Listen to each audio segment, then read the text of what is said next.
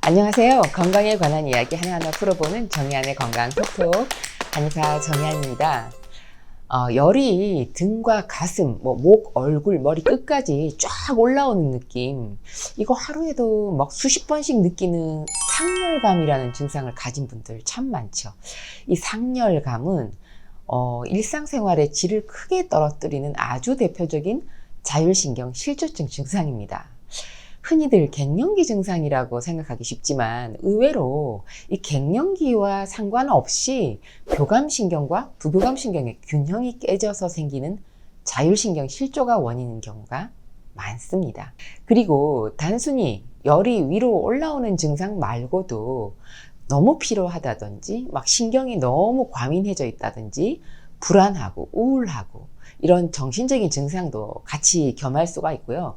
또 잠이 안 온다거나 집중력이 떨어지거나 하는 일상적인 생활에 질량을 초래하면서 사회활동도 위축이 됩니다. 그래서 이 상열감을 악화시키거나 유발시키는 것들이 뭔지 알고 있다면 참 좋겠죠. 자, 오늘은 이런 이야기들입니다. 자, 시작할까요?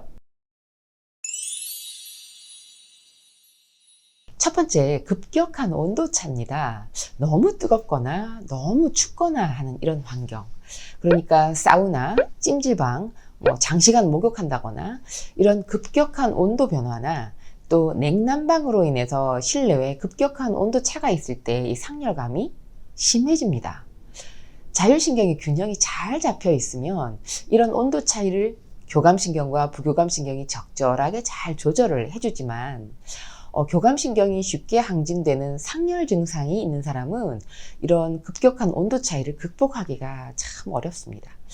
그래서 한파로 막 꽁꽁 얼어붙은 겨울철이나 혹은 여름철 폭염 기간 동안 이 상열감 환자들이 증상이 훨씬 더 심하게 느끼는 이유이기도 합니다.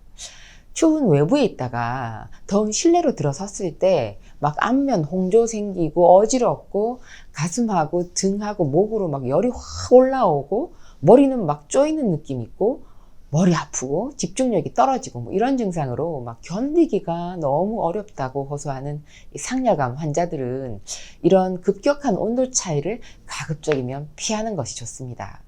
또 실내 냉난방이 바깥하고 너무 차이 나지 않도록 실내 온도를 적정하게 유지하는 것도 좋습니다. 또 건조한 환경, 이거 참 안 좋습니다. 이 상열감을 악화시키거든요. 우리가 지난 그 팬데믹 기간 동안 참 어쩔 수 없이 마스크 끼고 살았잖아요. 이렇게 마스크를 그렇게 오랫동안 끼고 살아야 했을 때 정말 힘들어했던 분들이 바로 상열감 환자입니다. 이 마스크 때문에 호흡을 편하게 할 수 없고요. 또 얼굴에 열감이 더 심해지고 코하고 입 주위를 더 건조하게 만들어서 상열감이 더 심해졌거든요. 그리고 계절도요, 아주 건조한 계절, 특히 겨울철 같은 때 이렇게 차갑고 건조한 공기가 호흡을 불편하게 만들고요. 교감신경을 항진시켜서 등, 뒷목, 가슴, 얼굴까지 열이 막 치받쳐 오르게 하는 원인이 됩니다. 또 음주 상태로 잠을 자면 자는 동안 탈수 현상이 일어나서요. 입이 마르거나 갈증이 있거나 어지럽거나 머리 아프거나 이런 탈수증 증상 생기잖아요.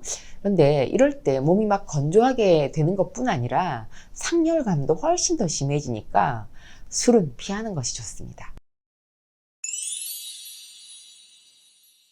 불안하고 긴장되고 스트레스 쌓이는 환경도 악화시키는 요인인데요. 이런 불안, 긴장, 분노, 당황스러움, 수치심 이런 감정 변화는 교감신경을 항진시켜서 과하게 열이 나게 하거나 땀을 너무 많이 흘리게 하거나 가슴 답답하고 어지럽고 머리 아픈 이런 상열감 증상이 더 심해지게 됩니다. 제가 임상에서도 이렇게 막 감정 기복이 심한 사람이 상열감 치료가 쉽지 않은 것을 봐왔거든요. 그래서 이런 심리 상태가 이런 상열감을 유발하는 중요한 원인이 되기도 하고 치료 예후도 좌우한다는 것을 알 수 있었습니다. 감정에 지나치게 휩쓸리지 말고 명상, 기도, 복식호흡 이런 거 꾸준히 하는 것이 상열감을 치료하는 데 도움됩니다. 카페인도요. 정말 안 좋은데요. 이런 심한 상열감이 있는데도 이 카페인 음료를 끊지 못한다면 이 상열감이 좋아지질 않습니다. 특히 커피를 마시면 심장이 두근거리고 잠이 오지 않을 정도로 카페인에 예민한 분들 있잖아요. 이런 분들이 또 상열감이 있을 때는 몸이 회복될 때까지 커피도 멀리하는 것이 현명합니다.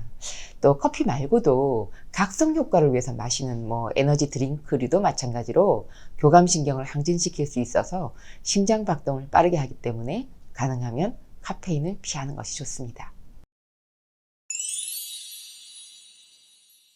과격한 운동. 이 과격한 운동은 심박수를 막 높여서 교감신경을 항진시키고 또 상열감을 악화시킵니다. 누구나 운동을 막 격하게 하고 나면 열이 나고 심박수가 올라가잖아요. 그렇지만 운동 후에 휴식을 좀 취한 다음에는 정상으로 되돌아오는데 이 상열감 환자는 이 열감이 막 더 심해지면서 증상이 악화되는 경우가 많으니까 운동을 규칙적으로는 하되 고강도 운동이나 또 심박수가 짧은 시간에 막 급격히 올라가는 운동은 피하는 것이 좋습니다. 매운 음식과 인스턴트도 안 좋은데요. 누구나 매운 음식 먹으면 땀나고 얼굴이 붉어지잖아요. 그런데 시간 지나면 금세 가라앉습니다. 그런데 이 상열감 환자들은요, 이 매운 음식 먹는 동안 막 치받쳐 오르는 열감과 막 쏟아지는 그 땀을 감당하기가 힘듭니다.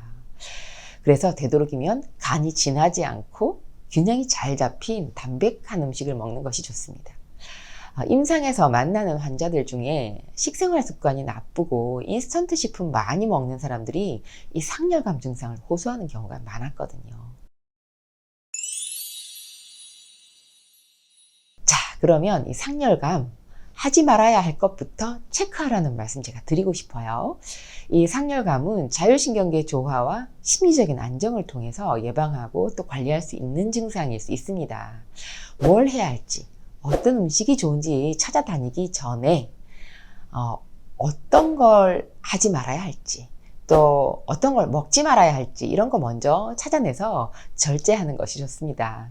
그리고 이렇게 관리를 해도 상열감이 좋아지지 않고 일상생활에 지장이 있을 정도라면 상열감의 원인인 자율신경 치료가 필요합니다. 한의에서는 한약, 약침, 또 식생활 지침 이런 걸 통해서 수승화강을 회복하고 자율신경 균형을 회복하도록 치료합니다.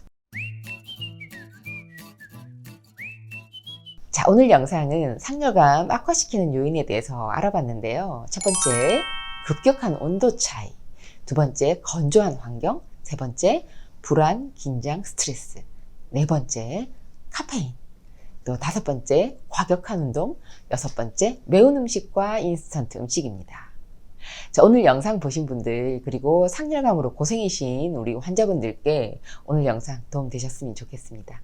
오늘 영상 유익하셨다면 좋아요, 구독, 알림 설정 잊지 마세요. 정의안의 건강 톡톡 다음 주에도 유익한 정보로 뵙겠습니다. 감사합니다. 여성이 건강해지면 가정이 행복합니다. 여성이 행복한 세상, 건강한 사회가 될 것입니다. 소식 놓치지 않으려면 구독하기 버튼 꾹 하고 눌러주세요. 지금까지 한의학 박사 정의안이었습니다.